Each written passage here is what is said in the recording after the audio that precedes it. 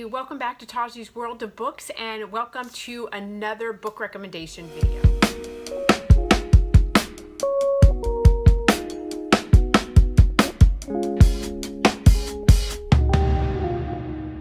Hey everybody, so I just wanted to come on really quick and talk about, and I may do this in a couple of clips, we'll see how much I have to say about this book, but I just finished The Fiery Cross by Diana Gabaldon. I believe this is book 6.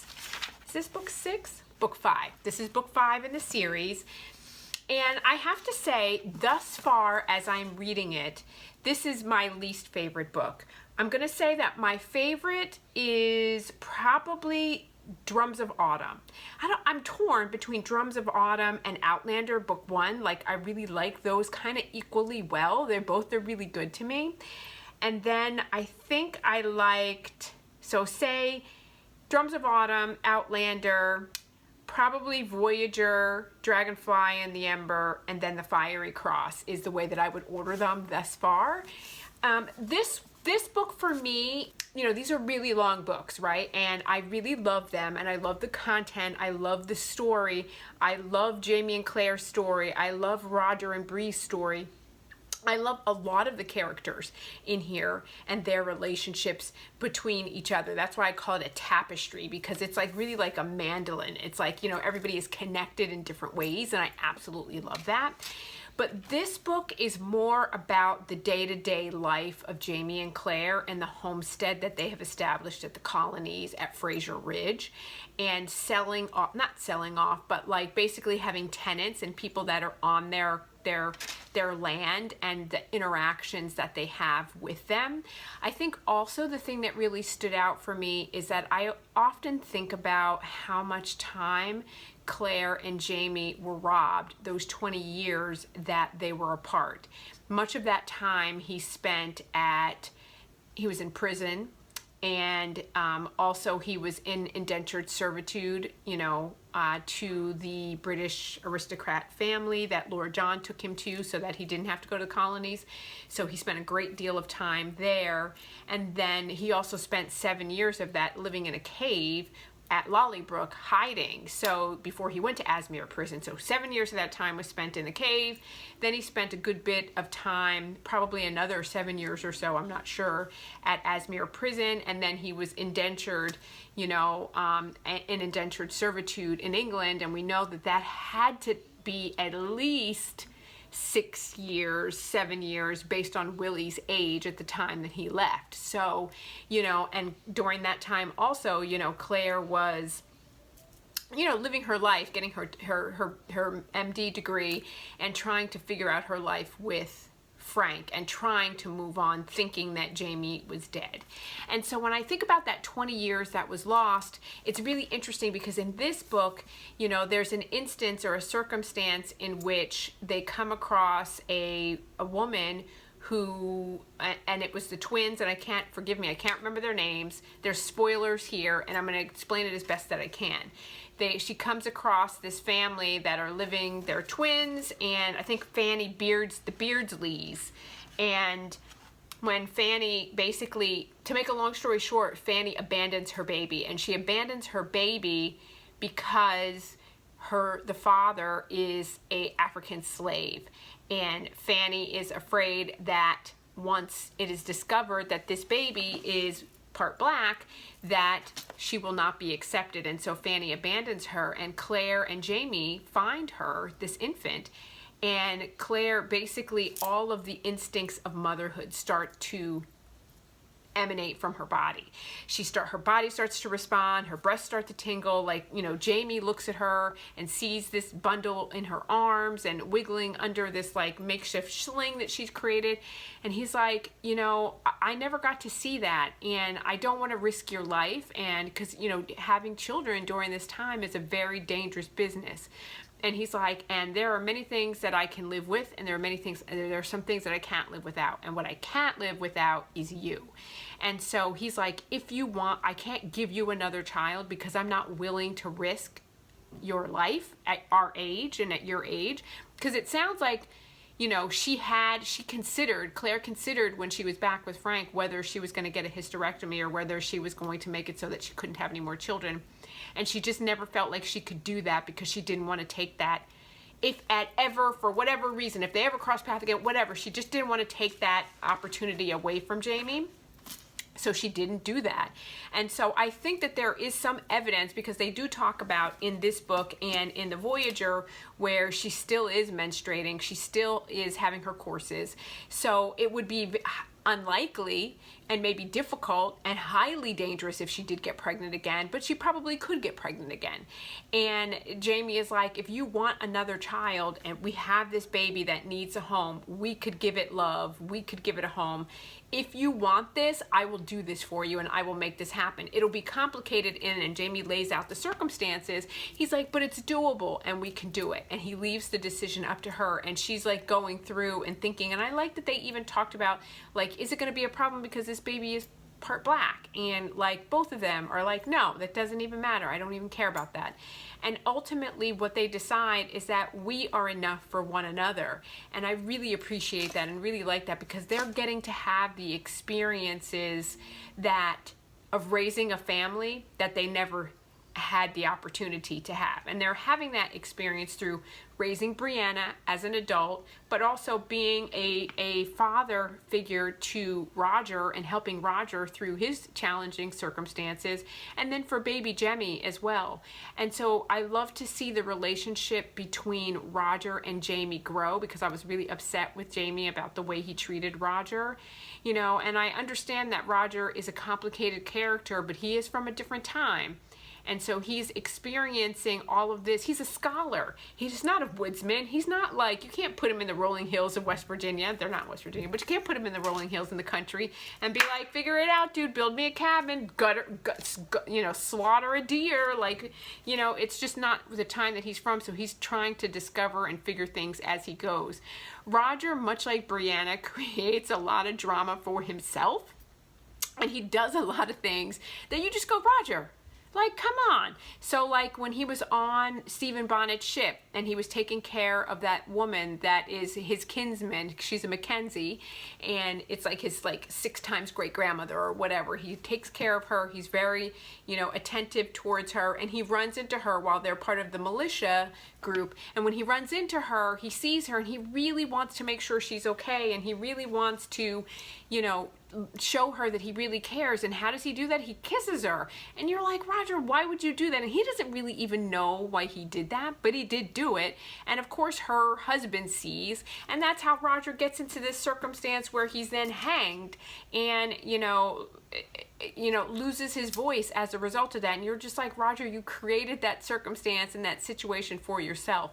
And then you see that Roger sort of gets into this depression and into this funk, and how he handles that and what he does and how he isolates, and how, you know, the family sees him withdrawing from Brianna and from Jemmy and from the people that love him, and what they do to coax him back and help him through that challenging, difficult time that he's in. And then again, he finds himself in a, you know, difficult situation with the fire, and, you know, where he crosses path with Vandy Beardsley and she wants to know about her baby. And so this is, like I said, it's a slow going book.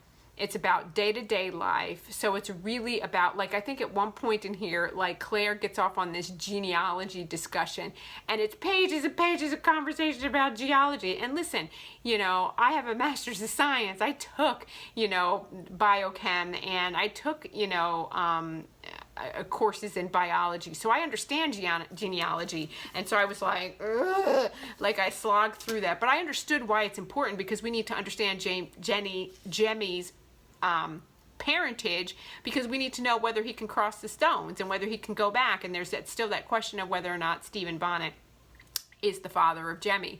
And I think that sort of wraps itself up in my mind as far as this book ends. Now, also the other thing that let me say some controversial things. Here's what I struggle with Claire, and I never like this, and we see this in reality, in real life. People do this in real life, and we see it as plot points in books to move stories forward. And across the board, when people do it in real life, I don't like it, and when I see it in a book, I don't like it, because I just think it's not okay.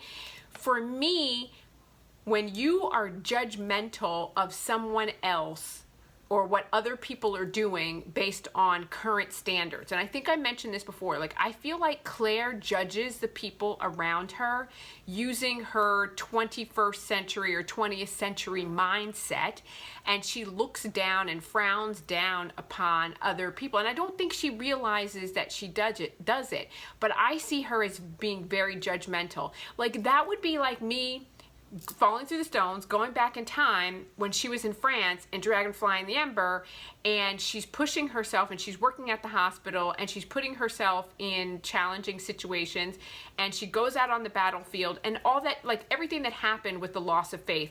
And at the end, she recognizes and says, this is my fault. I'm the one who put, you know, Jack Randall, you know, above me and our child and our circumstances, and I shouldn't have done that. But imagine if I went back in that time and looked at her judgmentally and were like, you're drinking brandy while you're pregnant, like you're, you know, in this cesspool working in this hospital when there's all kinds of diseases and germs that you could be, and you probably should be on bed rest, and you should be living like this, and you should be doing that, and judging the things that she's doing in that time frame based on what we do in the 21st century.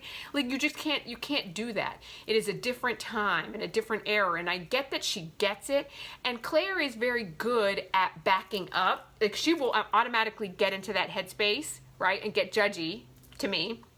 But then she also backpedals when she has time to cool down and think about it and is like, no, like that's not okay. So there are times when I get upset with Claire because I get that she's a boss.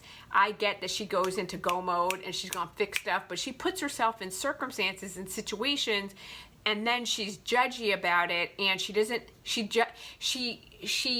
in my view, the standards she holds for her and what she can do are not the same standards that she holds for other people. Like she'll call Jamie out on something that I'm like, but you just did the same thing, Claire. Like, why are you mad at him? But she corrects it later and she'll say, you know what, I'm sorry, that's me. I shouldn't have done that or whatever.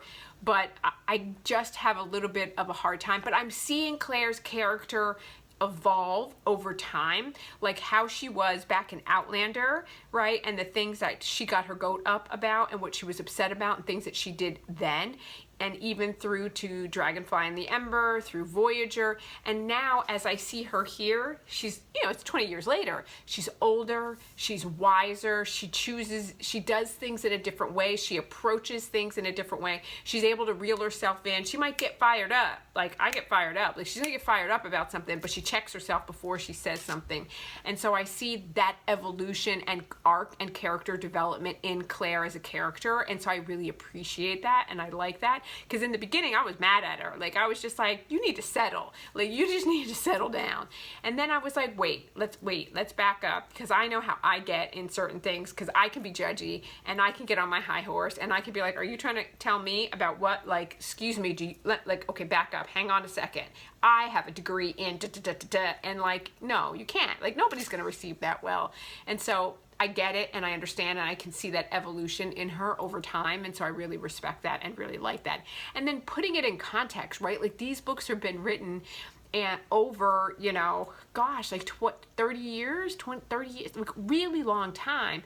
And so I really love the evolution of the books and the characters and everything that I'm seeing in this. Now let me say this. This is my first time reading the books at all. Reading them through, and I'm thoroughly enjoying that experience. Now I'm also watching, as I finish a book, like I'm going back and watching the show, and the show takes a divergence from what the books are doing, and so it's a little bit confusing. So I think I'm gonna stop, because when I watch the show pisses me off. I get angry at the characters. I get angry at Brianna in the show. I'm getting angry at Claire in the show. Like I'm like, you are aggravating me and this is ridiculous and I can't believe that you're behaving like this, and you think that like somebody's not gonna, because if I were there I would tell you about yourself. Like I get into that whole place. But then when I read the book, it's not as irritating to me. It doesn't bother me quite as much because it's not so over the top, and it's not, they don't take the same spin in the book that the show takes. And so those are really, to me, two distinctly different things. And Jen on the Book Refuge did a really great video on outtakes and conversations about the book and the show. I'll link the video down below if you want to go check that out. I think that's really a great sort of commentary on on the differences between books and shows. And so that's all I'm going to say about that. But I am thoroughly enjoying this experience. I'm so glad that I am doing this. And like I said, it's taken me, you know, 2-3 days to get through a book, but I'm okay with that for what it is and for what I'm getting out of it. I really, how entertained I am and how much I'm thoroughly enjoying the storyline and where it's going. And so I'm really, really excited for the new book to come out. And so right now, I think I am going to start A Breath of Snow and Ashes.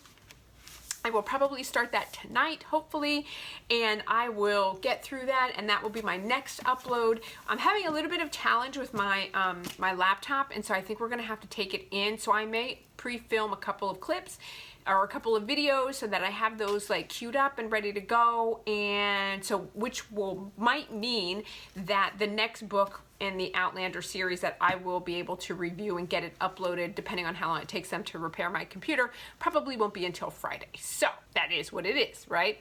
And I think that is all that I have to say about that. So you guys, please like and subscribe. Come hang out with me more. Thank you so much for taking the time to watch this video. I hope that you really like the content.